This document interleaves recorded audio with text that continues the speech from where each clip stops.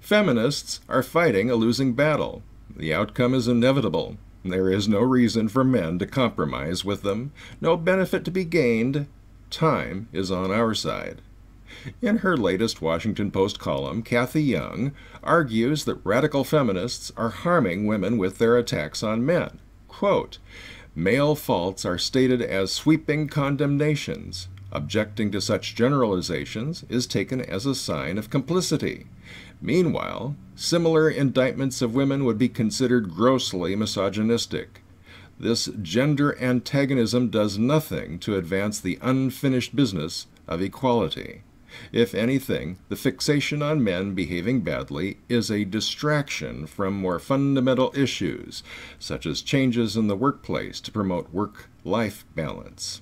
What's more, male bashing not only sours many men and quite a few women on feminism, it often drives them into internet subcultures where critiques of feminism mix with hostility toward women." Close quote. Cathy Young, Feminists Treat Men Badly, Washington Post, June 30th, 2016. I met Cathy several years ago when she was on tour to promote her book, Ceasefire: Why Women and Men Must Join Forces to Achieve True Equality, and I've long admired the libertarian slant of her columns. We do, however, disagree on feminism. Cathy believes the word itself has utility, while I contend that the dictionary definition of feminism is contained entirely within the fundamental principles and goals of libertarianism, I can say that word, and that today there is no such thing as radical feminism, because for the better part of the past 50 years, the entire feminist movement has been dominated by the so-called radicals. Hence, the entire movement is not about liberating women, but about dominating, subjugating, and castrating men.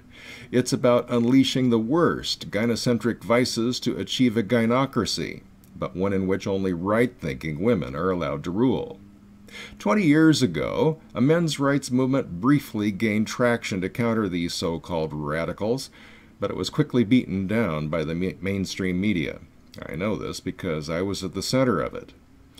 During the past 2 decades, however, an entire generation has been raised and indoctrinated in the precepts of feminism, progressivism, and the dogma of authoritarianism, and they don't like it. They don't like the draconian double standards on college campuses that hold men, but not women, responsible for their behavior.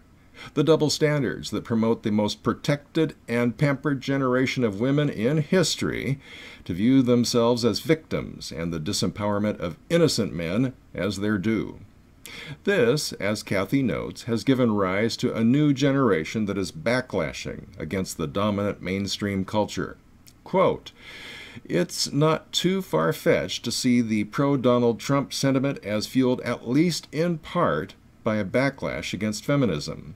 And while some of this backlash may be of the old-fashioned put women in their place variety, there is little doubt that for the younger generation, the perception of feminism as extremist and anti-male plays a role too." Close quote. Cathy Young, Feminists Treat Men Badly. Cathy sees a role for feminism as a cure to this. Quote, "Our fractured culture is badly in need of healing from the gender wars as well as other divisions. To be part of this healing, feminism must include men, not just as supportive allies, but as partners with an equal voice and equal humanity." Close quote. I disagree. Feminism is part of the identity politics that is dividing the West into squabbling tribes. As an American Indian, I'm keenly aware of the importance of my native heritage that it plays in my personal identity. Members of my family routinely participate in cultural activities, and I've been active in my tribe for many years. But it has nothing to do with my politics or my work life. Yes, I'm an American Indian, but I'm an American first and foremost. There is no contradiction between the two. Feminists, however, encourage women to identify not as Americans or even as human beings, but as victims of a patriarchal plot thousands of years old to subjugate them to evil male constructs like gender, logic, math, science, and technology, and to put this identity above all other considerations. These imbeciles enjoy the comforts and conveniences produced by logic, math, science, and technology. They enjoy the privileges afforded them by the greater reproductive value biology places on the uterus and womb. And they have leveraged these to unleash the worst of female nature to oppress men. There is no compromise in which feminism can make peace with men, because men would never be equal partners in such an enterprise. Decades of experience has taught us that feminists would treat us like provisional partners at best.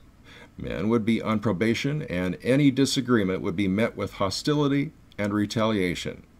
Patriarchy, in all its forms, served the reproductive priorities of both sexes. It guaranteed men reproductive access to the female womb, and it guaranteed women productive access to the male resources. But as technology and commerce mitigated the necessity of such a partnership, the double standards that once upon a time allowed slack in the system to prevent it from breaking apart gradually gave way to allow more latitude to both women and men. Feminists took advantage of this and of the good intentions of white men to attack men. But now we are rapidly approaching a point of no return, and this will work to favor men. While male unemployment in the West has run higher than female unemployment for many years, in not too many years, female unemployment will begin to catch up due to automation. Automation which many believe will allow women to enter into fields formerly dominated by men because it will offset the male advantage in strength and endurance, will actually reduce the need for human labor, including women's. And regardless of the other consequences, this will not give women a greater advantage over men. To the contrary, it will work to the advantage of men because, as I observed 4 years ago, quote, men with our evolved capacity for greater violence can dominate in an all-out war between the sexes. The only thing standing between women as a sex and total oppression at the hands of men is that most men would rather live in a society in which women and men treat one another with mutual respect, affection, and good humor. Close quote. Rod Van Mechelen, Criminal Blame versus Prudent Responsibility, June 16, 2012. Personally, I'd rather live in a world in which the sexes got along, but as long as feminists are around, and as long as the identity politics of sex persist, that's not going to happen. And because men are better suited to war than women, feminists will ultimately lose. Feminists are fighting a losing battle, but this will not stop them. As I plan to develop in another article and video, there is no central planning committee, no governing body setting the feminist agenda. Instead, individual feminists are led by the invisible hand of their own self-interest to pursue this fight to the bitter end. So while feminists are the only ones who stand to benefit from taking Cathy's advice to include men, it's not going to happen until it's too late. Either the movement will collapse as men by the millions opt to replace real women with robotic and virtual substitutes, or there will be violence, and in either case it will be women and feminists who lose.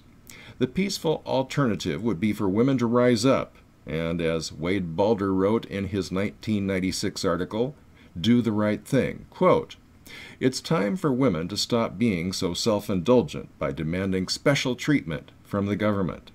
It's time for women to grow up and stop themselves from being unfair. It's time for women to do the right thing. It's time for women to demand fairness from our politicians. It's time for women and men to vote out any politicians who insist on playing to women's selfishness." Close quote. Wade Balder, When Will Women Stop Being So Damn Selfish? October 1996, The Backlash. But I don't see that happening. A new age is at hand, when men by the hundreds of millions will be going their own way. Women can follow or be left behind, because time is on our side.